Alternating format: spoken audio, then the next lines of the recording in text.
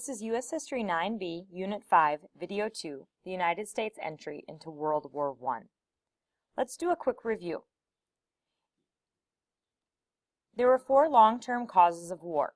Those 4 long-term causes are nationalism, imperialism, militarism, and the alliance system. These 4 long-term causes entangled Europe into the first major war on the continent in the modern era. There were 2 main groups fighting, the Triple Entente, represented in this map as green, and the Triple Alliance, or the Central Powers, represented on this map as red. The 2 sides ended up fighting one another for about 4 years. The war began in August of 1914, but we're going to fast forward ahead until 1917 when the United States enters World War I. Entry into World War I was a long process with several steps taking place. We're going to identify 5 major steps that led the United States into World War I. Those steps are loyalties to both sides, both the Central Powers and the Allied powers, economic ties to both sides as well, the British blockade, which was a naval blockade that Britain undertook against Germany, and then German U-boats, which were meant to end the blockade of the British, and finally German provocation. So we're going to look at each of these 5 steps in depth so you can take notes on your organizer. Millions of naturalized U.S. citizens followed the war closely because they still had ties to the nations from which they had immigrated. We have a rich German heritage here in the United States, and looking at this map from 1910, this shows the major ethnicity of the immigrants in these states. So we can see that Germany took up the vast majority of the eastern and central part of the United States, as well as major parts of the western United States. We also have strong British ancestry. Coupled with that idea, we had that common ancestry and language, as well as similar democratic institutions and legal systems as Great Britain. Germany was very aggressive in their sweep through Belgium, and that increased America's sympathies for the Allies, specifically Great Britain. The Germans attacked civilians, destroying villages, cathedrals, libraries, and even hospitals. Some of the atrocity stories, spread mostly by British propaganda, later proved to be false, but enough proved true that one American magazine referred to Germany as the bully of Europe. Furthermore, economic ties. The second step in pushing the United States into World War I.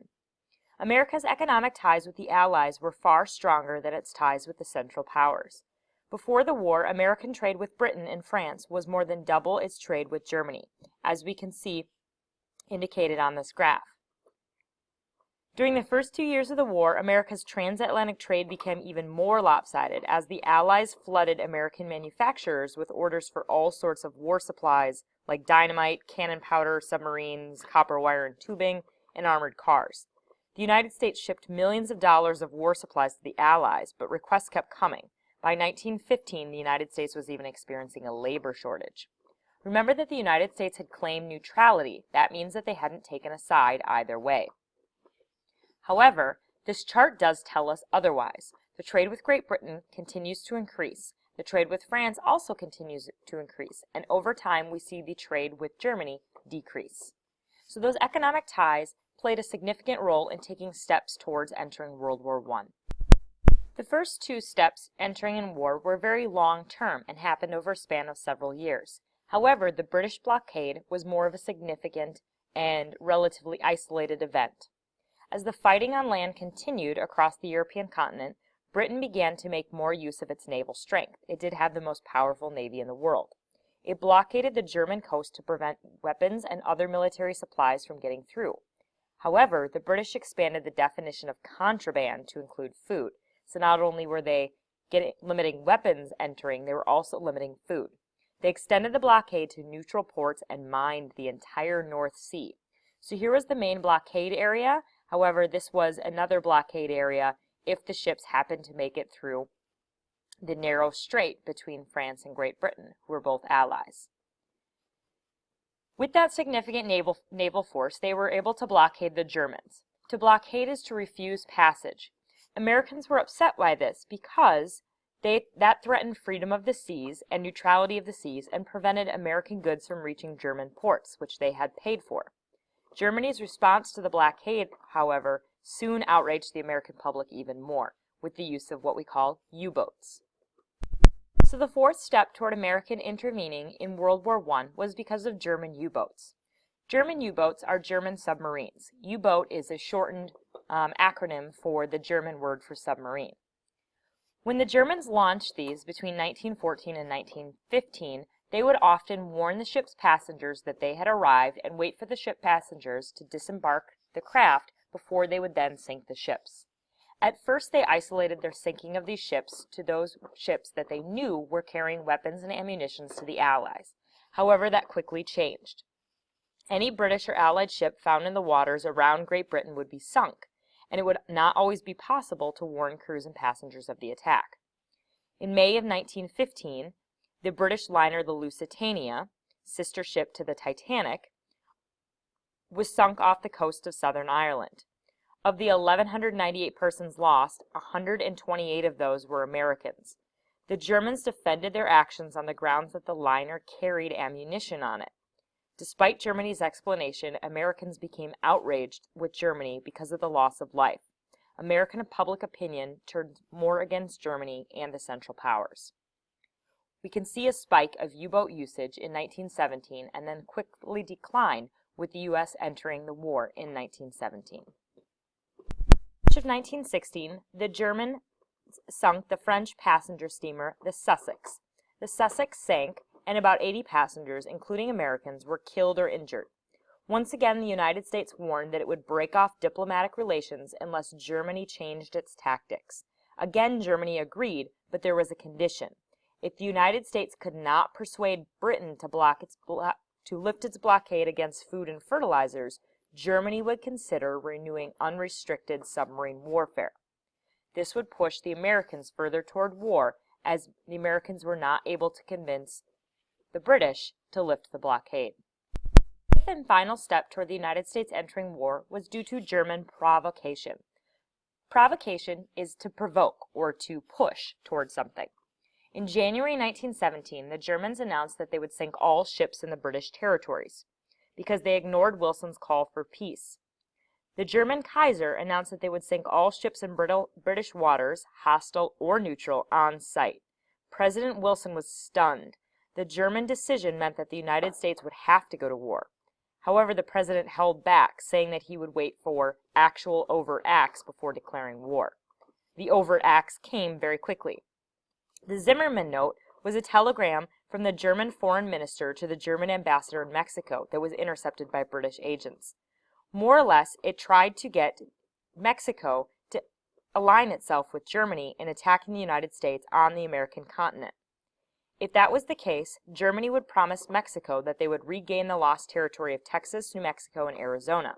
As this political cartoon points out, this is the German Kaiser's glove, carving part out of the United States for Mexico, and then keeping portions of it for himself, and then dividing some of it for Japan, as there were many immigrants from Asia in that region, and the Germans were looking at aligning themselves with the Japanese.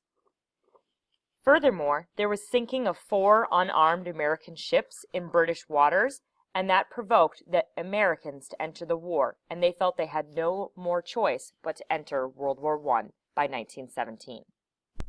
After those 5 significant steps, the United States entered war. On April 2, 1917, President Woodrow Wilson asked Congress for a declaration of war. They passed the resolution a few days later.